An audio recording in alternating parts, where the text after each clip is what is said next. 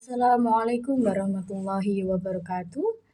Kami dari kelompok 4 akan menjelaskan terkait tahap kedua bukti penilaian pada perencanaan dan pengembangan kurikulum. Kami, kelompok 4, terdiri dari Nova Dwi Nurdiana, Reni Andriani, Widiana Nurwidodo, Yuli Nurjana, dan Reza Puspitasari. Sistematika Literatur Review (SRL) implementasi pembelajaran menggunakan pendekatan Understanding by Design atau UBD. Jurnal ini mendeskripsikan implementasi pembelajaran menggunakan pendekatan Understanding by Design atau UBD dengan metode Sistematika Literatur Review atau SRL. Berdasarkan artikel-artikel yang telah dibaca oleh penulis, terdapat beberapa asesmen yang digunakan, yaitu asesmen formatif dan pretest post-test. Hasil penelitian juga menunjukkan implementasi pembelajaran menggunakan pendekatan Understanding by Design atau UBD dapat 1. Meningkatkan minat peserta didik terhadap pembelajaran dan menjadi lebih aktif selama di kelas. 2. Meningkatkan 6 aspek pemahaman, penjelasan, interpretasi, penerapan, perspektif, empati, dan pengetahuan diri, aspek pengetahuan diri. Berdasarkan sumber artikel yang saya dapatkan yaitu dari Neni Setiawani dan rekannya yang berjudul Analisis Rancangan Pembelajaran dengan Pendekatan UBD. UBD diimplementasikan dalam pembelajaran untuk mengetahui dan membentuk pemahaman belajar pada siswa. Ada 6 aspek pemahaman yang harus dikuasai siswa, yaitu kemampuan menjelaskan, menafsirkan, aplikasi, memiliki sudut pandang, empati, dan pengetahuan pribadi. Bukti penilaian terkait hasil pembelajaran siswa dapat menggunakan metode penilaian seperti memberikan tugas proyek dan portofolio. Asesmen formatif sangat efektif untuk dijadikan sebagai penilaian yang diutamakan oleh guru untuk mencapai hasil belajar yang ingin dicapai siswa. Karena asesmen ini mengutamakan penilaian dalam proses pembelajaran yang mencakup 3 komponen penilaian, yaitu feedback atau umpan balik, peer assessment atau penilaian sejawat, dan self-assessment atau penilaian diri sendiri. Artikel selanjutnya berjudul Pengembangan Modul Ajar Matematika Berdiferensiasi Berbasis Understanding by Design atau UBD. Artikel ini dituliskan oleh Yohadur dan teman-temannya.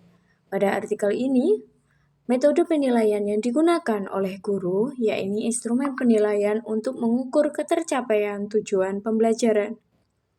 Instrumen penilaian yang digunakan dalam penelitian ini melalui tes evaluasi dalam penilaian ketuntasan pembelajaran dalam modul untuk mengetahui apakah siswa telah mencapai pemahaman yang diinginkan.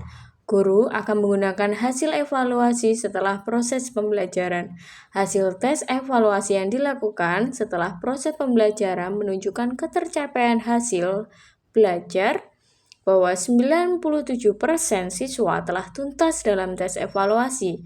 Dengan begitu, modul ajar yang telah dikembangkan dikategorikan sangat efektif.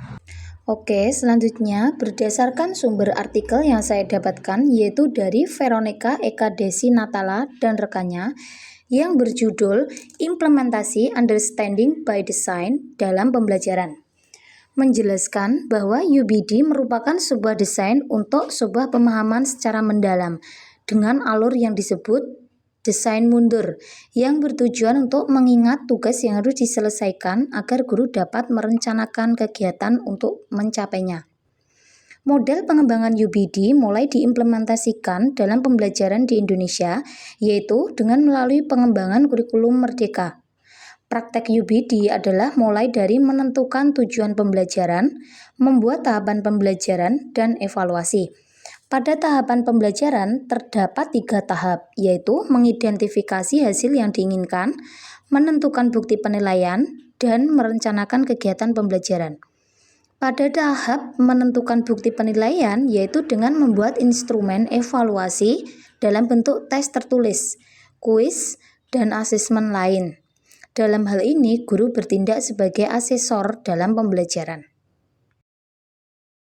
Berdasarkan jurnal yang ditulis oleh Friska Amalia dan Lutfi Asyari yang membahas tentang analisis perubahan kurikulum di Indonesia dan pengembangan pendekatan Understanding by Design menjelaskan bahwa UPD merupakan pendekatan pembelajaran yang memiliki alur mundur yang berfokus pada tujuan pembelajaran dan pemahaman peserta didik. Dalam UPD terdapat 3 tahapan. Yang pertama yaitu mengidentifikasi hasil yang diinginkan. Yang kedua menentukan bukti penilaian. Yang ketiga merancang pembelajaran yang sesuai dengan tujuan. Dalam UPD, pendidik itu berperan sebagai perancang dan fasilitator yang merancang setiap tahapan pendekatan pengembangan. Di sini asesmen yang digunakan itu ada 3, yaitu asesmen diagnostik, asesmen formatif, dan asesmen sumatif. Baik, itulah penjelasan dari kelompok kami. Terima kasih. Wassalamualaikum warahmatullahi wabarakatuh.